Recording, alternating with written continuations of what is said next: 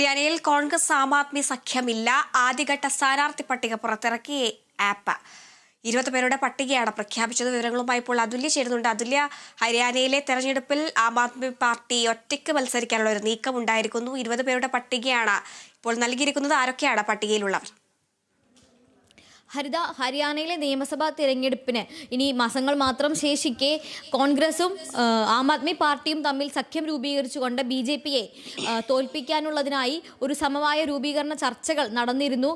ആഴ്ചകളായി ഈ ചർച്ച നടന്നുകൊണ്ടിരിക്കുകയാണ്. എന്നാൽ ഈ ചർച്ചയിൽ ഇപ്പോൾ സീറ്റ് വിഭജനവുമായി ബന്ധപ്പെട്ട വിഷയത്തിൽ ഇതുവരെയും രണ്ടു കൂട്ടർക്കും ഒരു തീരുമാനത്തിലെത്താൻ കഴിയാത്തതിനാൽ തന്നെ ആം ആദ്മി പാർട്ടി തനിയെ മത്സരിക്കാൻ അല്ലെങ്കിൽ സ്വതന്ത്രമായി മത്സരിക്കാൻ ഇപ്പോൾ തീരുമാനം അറിയിച്ചിരിക്കുകയാണ്.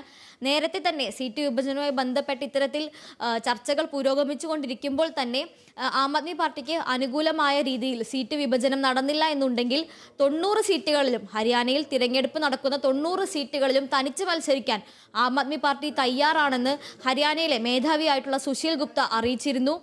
അതുമാത്രമല്ല, ഈ 90 ഗ്രൂപ്പുകളിലും ഇന്ന് വൈകുന്നേരത്തിനുള്ളിൽ, അതായത് തിങ്കളാഴ്ച സെപ്റ്റംബർ 8-നുള്ളിൽ ഈ സമവായ ചർച്ചകളിൽ തീരുമാനമായില്ല. ആം ആദ്മി പാർട്ടി ആവശ്യപ്പെടുന്ന അത്രയും എണ്ണം സീറ്റുകൾ കോൺഗ്രസ് ആം ആദ്മി പാർട്ടിക്ക് നൽകിയില്ല എന്നുണ്ടെങ്കിൽ ഇന്ന് വൈകിട്ടത്തേക്ക് തന്നെ 90 സ്ഥാനാർത്ഥികളുടെയും പട്ടിക പുറത്തുവിടാനും ആം ആദ്മി പാർട്ടി തയ്യാറാണ് എന്ന് അദ്ദേഹം നേരത്തെ തന്നെ അറിയിച്ചിരുന്നു. അതിലേക്ക് തന്നെ, ആ ഒരു സാഹചര്യത്തിലേക്ക് തന്നെ പോകും എന്നുള്ള ഒരു ചൂണ്ടുപലകയായി വേണം ഇപ്പോൾ ഈ ആദ്യഘട്ട സ്ഥാനാർത്ഥി പട്ടികയെ കാണാൻ. 20 പേരുടെ പട്ടികയാണ് പുറത്തുവിട്ടിട്ടുള്ളത്. ആദ്യം ഈ സമവായ ചർച്ചകൾ അല്ലെങ്കിൽ സഖ്യവുമായി ബന്ധപ്പെട്ടുള്ള ചർച്ചകൾ നടക്കുമ്പോൾ ആം ആദ്മി പാർട്ടി ആവശ്യപ്പെട്ടത് 10 സീറ്റുകളാണ്.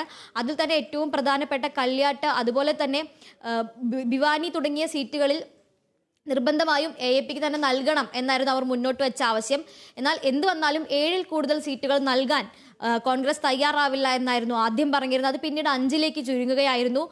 5 സീറ്റുകളിൽ കൂടുതൽ ആം ആദ്മി പാർട്ടിക്ക് നൽകാൻ കോൺഗ്രസ് ഒരുക്കമായിരുന്നില്ല. 10 സീറ്റുകൾ എന്ന ഒരു നിലയിൽ നിന്ന് പിന്നോട്ട് പോകാൻ ആം ആദ്മി പാർട്ടിയും തയ്യാറായിരുന്നില്ല. ആ ഒരു സാഹചര്യത്തിലാണ് ഇപ്പോൾ സമവായ ചർച്ചകളൊന്നും തന്നെ ലക്ഷ്യം കാണാതെ ആം ആദ്മി പാർട്ടി ആദ്യ 20 പേരുടെ പട്ടിക പുറത്തുവിട്ടിരിക്കുന്നത്. അതിൽ തന്നെ ഹരിയാനയിലെ കോൺഗ്രസിന്റെ മേധാവിയായിട്ടുള്ള അനുരാഗ് ധണ്ട മത്സരിക്കുന്നുണ്ട്. അനുരാഗ് ധണ്ട കല്യാട്ട് സീറ്റിൽ നിന്ന് ഏറ്റവും സുപ്രധാനമായ ആം ആദ്മി പാർട്ടി ആവശ്യം ഉന്നയിച്ചതിൽ ഏറ്റവും ആദ്യം മുന്നോട്ട് വെച്ച ആവശ്യം എന്ന് പറയുന്നത് കല്യാട്ട് സീറ്റ് നൽകണമെന്നതായിരുന്നു. ആ സീറ്റിലാണ് അനുരാഗ് ധണ്ട മത്സരിക്കുന്നത്.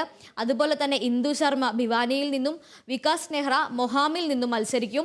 മറ്റൊരു പ്രധാനപ്പെട്ട നേതാവായ ബിജേന്ദർ ഹൂഡ റോഹ്താക്കിൽ നിന്ന് മത്സരിക്കും.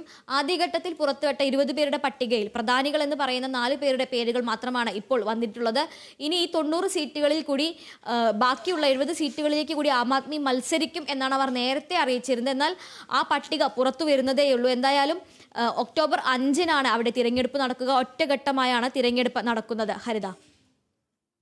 ശരി അതുല്യ.